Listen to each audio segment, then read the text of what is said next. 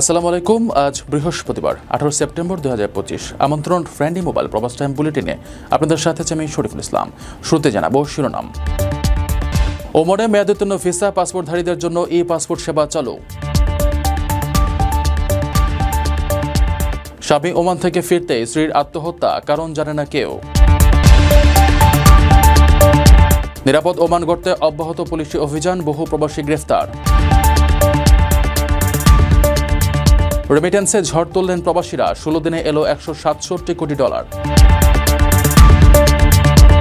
অবশেষে বাংলাদেশেও কমল স্বর্ণের দাম, বাজারে স্বস্তির হাওয়া। দর্শক দেখছিলেন শিরোনাম, এবার পুরো খবর। ওমানের সেরা রেট দিচ্ছে বাংলাদেশি প্রতিষ্ঠান গালফ এক্সচেঞ্জ। প্রিয়জনকে টাকা পাঠাতে আজই আসুন আমাদের যে কোনো ব্রাঞ্চে অথবা কল করুন স্ক্রিনে দেয়া নাম্বারে। গালফ এক্সচেঞ্জ, বাংলাদেশিদের প্রিয় এক্সচেঞ্জ। ওমানের সালালা অঞ্চলে বসবাসকারী প্রবাসী বাংলাদেশিদের জন্য সুখবর। বাংলাদেশ দূতাবাস এবার আয়োজন করতে যাচ্ছে বিশেষ ই পাসপোর্ট এনরোলমেন্টর। 1 থেকে 4 অক্টোবর পর্যন্ত চলবে এই কনসুলার সেবা, যেখানে মেয়াদোত্তীর্ণ ভিসা বা পাসপোর্টধারীদের অগ্রাধিকার দেওয়া হবে। সালালাতে বসবাসরত প্রবাসী বাংলাদেশিদের জন্য বিশেষ ই পাসপোর্ট এনরোলমেন্ট সেবা চালু করতে যাচ্ছে ওমানস্থ বাংলাদেশ দূতাবাস। দূতাবাসের ঘোষণায় জানানো হয়, যেসব বাংলাদেশি নাগরিকের ভিসা বা পাসপোর্টের মেয়াদ শেষ হয়ে গেছে, তাদের অগ্রাধিকার ভিত্তিতে সেবা প্রদানের লক্ষ্যে 2025 সালের 1 থেকে 4 অক্টোবর পর্যন্ত সালালাতে কনসুলার ট্যুর আয়োজনের পরিকল্পনা নেওয়া হয়েছে। দূতাবাস জানিয়েছে, প্রক্রিয়াটি সুসংগঠিতভাবে সম্পন্ন করতে দূতাবাসের ওয়েবসাইটে একটি অনলাইন তথ্য ফর্ম চালু করা হয়েছে। শুধুমাত্র সালালা ও আশপাশের এলাকায় বসবাসকারী আগ্রহীরা নির্দিষ্ট ফর্মটি একবার পূরণ করতে পারবেন। আগামী 22 সেপ্টেম্বরের মধ্যে ফর্ম পূরণ বাধ্যতামূলক। দূতাবাস আরও জানায়, জমাকৃত তথ্য যাচাইয়ের পর নির্বাচিত আবেদনকারীদের সিরিয়াল নম্বর ও এনরোলমেন্টের তারিখ দূতাবাসের অফিসিয়াল ফেসবুক পেজে প্রকাশ করা হবে। তবে মিথ্যা বা ভুল তথ্য দিলে সেবা গ্রহণে জটিলতা হতে পারে বলে সতর্ক করেছে কর্তৃপক্ষ। লক্ষাধিক টাকা বেতনে কর্মী নিচ্ছে জাপান। যেতে আগ্রহীরা যোগাযোগ করুন স্ক্রিনে দেয়া নাম্বারে। ঝিনাইদহের মহেশপুরের এক গৃহবধূ আত্মহত্যা করেছেন। ঘটনা ঘটেছে স্বামী ওমান থেকে ফেরার মাত্র 5 দিন পর। গত সোমবার রাতে গড়বাড়িয়া গ্রামে তিনি বিষ পান করেন। প্রথমে তাকে মহেশপুর উপজেলা স্বাস্থ্য কমপ্লেক্সে নেওয়া হলেও অবস্থা গুরুতর হওয়ায় যশোর জেনারেল হাসপাতালে নেওয়ার পর চিকিৎসক তাকে মৃত ঘোষণা করেন। স্বামী ওমান থেকে ফেরার 5 দিন পর ঝিনাইদহের মহেশপুরে ববিতা খাতুন নামে এক গৃহবধূ বিষপানে আত্মহত্যা করেছেন। কোনো কারণ ছাড়াই কেন তিনি আত্মহত্যা করলেন, এ ব্যাপারে পরিবারের কেউ নিশ্চিতভাবে কিছু বলতে পারেনি। গত সোমবার রাতে পৌরসভার গড়াবাড়িয়া গ্রামে এই ঘটনা ঘটে। পরিবারের সদস্যরা জানান, সে রাতে স্বামী সন্তান নিয়ে ঘুমিয়ে পড়েছিলেন ববিতা। পরে রাত 11টার দিকে তিনি বিষ পান করেন। স্বজনরা বিষয়টি টের পেয়ে প্রথমে মহেশপুর উপজেলা স্বাস্থ্য কমপ্লেক্সে নিয়ে যান। সেখানে অবস্থার অবনতি হলে যশোর জেনারেল হাসপাতালে নেওয়া হলে কর্তব্যরত চিকিৎসক তাকে মৃত ঘোষণা করেন। ববিতা গড়াবাড়িয়া গ্রামের প্রবাসী আব্দুল গফুরের স্ত্রী। স্বামী আব্দুল গফুর 5 দিন আগে ওমান থেকে দেশে ফিরেছে। তাদের একটি ছেলে সন্তান আছে। কোনো কারণ ছাড়াই কেন তিনি আত্মহত্যা করলেন, এই ব্যাপারে পরিবারের কেউ নিশ্চিতভাবে কিছু বলতে পারেনি। স্বামী আব্দুল গফুর 9 দিন আগে ওমান থেকে দেশে ফিরেছে। তাদের একটি ছেলে সন্তান আছে।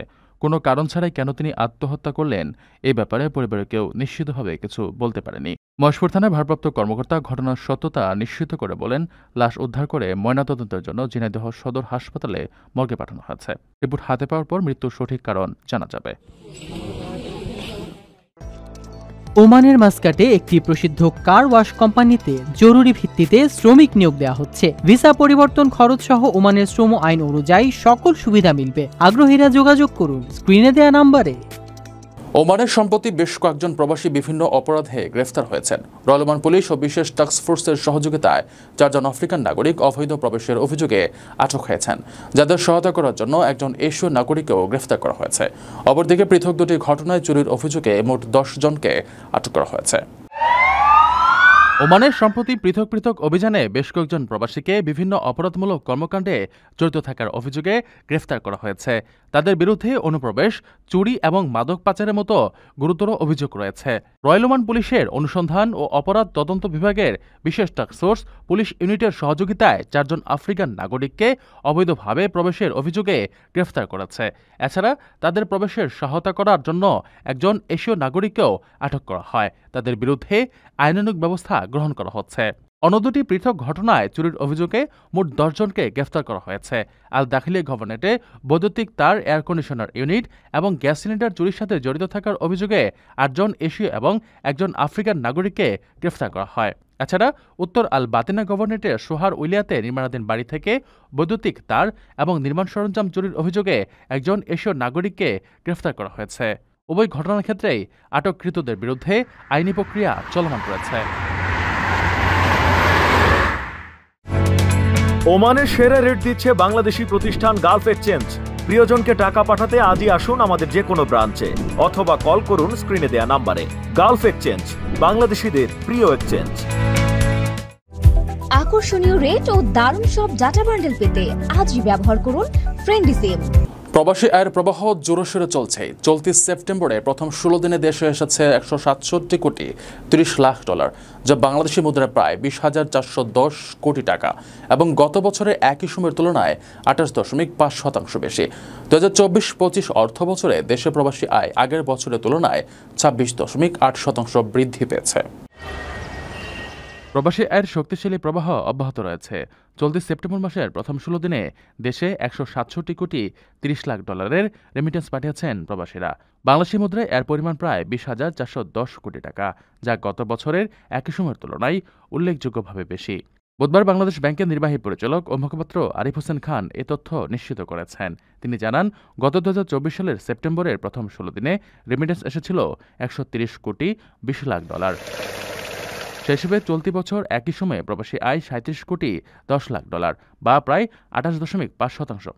এই ইতিবাচক ধারা গত আগস্ট মাসেও দেখা গিয়েছিল। আগস্টে মোট 242 কোটি 20 লাখ ডলারের রেমিটেন্স আসে, যা আগের বছরের একই সময়ের চেয়ে 8.9% বেশি ছিল। এর আগে জুলাই মাসে দেশে প্রায় 248 কোটি ডলারের রেমিটেন্স এসেছিল।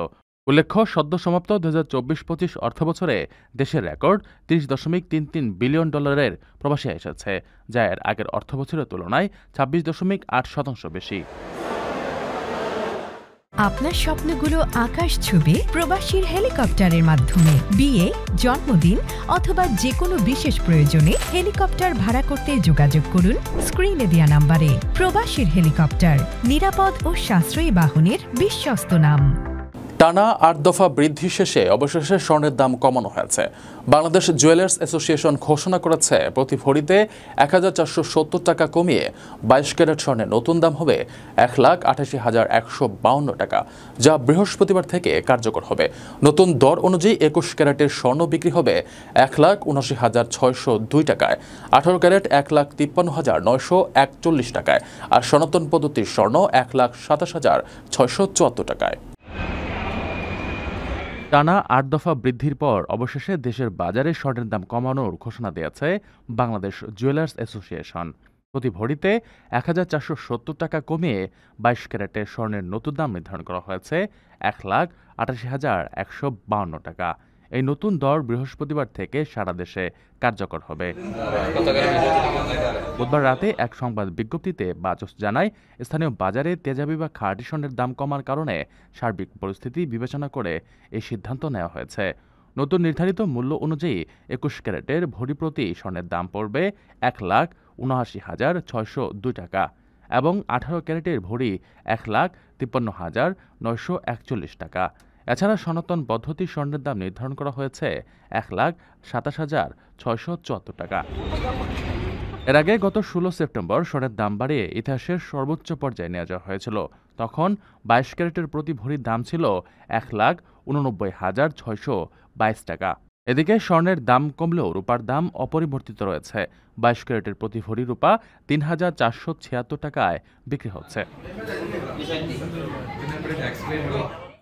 দর্শক দেখছিলেন ফ্রেন্ডলি মোবাইল প্রবাস টাইম বুলেটিন। শেষ করার আগে শিরোনামগুলো জানিয়ে দিচ্ছি আরও একবার। ওমানে মেয়াদোত্তীর্ণ ভিসা পাসপোর্টধারীদের জন্য ই পাসপোর্ট সেবা চালু।